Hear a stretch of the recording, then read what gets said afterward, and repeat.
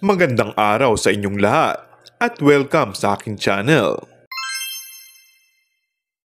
Bago pa man ang launching kay Kim Chiu bilang endorser ng Hello Melo na isang beauty drink mula sa Brilliant Skin Essentials, marami na ang nakakaalam na si Kim ang endorser nito.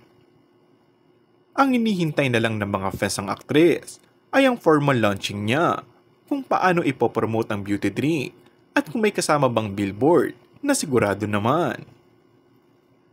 Bago ang formal launching ni Kim, ang CEO-owner ng Brilliant Skin Essentials na si Miss Glenda ang nagpromote ng bago niyang produkto sa kanyang Instagram page.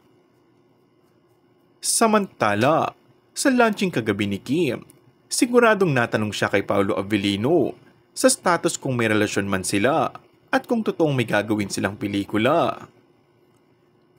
Tiyak na nausisa rin si Kim sa love scene nila ni Paolo sa What's Wrong with Secretary Kim at sinagot niya ang tanong ni MJ Felipe sa isang interview.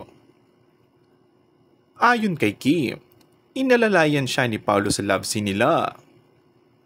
Sa tanong ni MJ kung paano siya inalalayan ni Paolo, nagpaalam siya in so many ways kung paano ang lagay ng kanyang kamay at may rehearsal nga, hindi yung love scene ang nire-rehearse. Natatawang sagot ni Kim.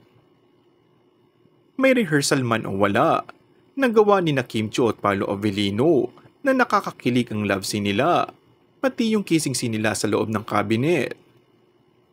Kaya hanggang ngayon, kinikilig ang mga Kim Pao fans kapag pinag-uusapan ito. And that's all for our today's video.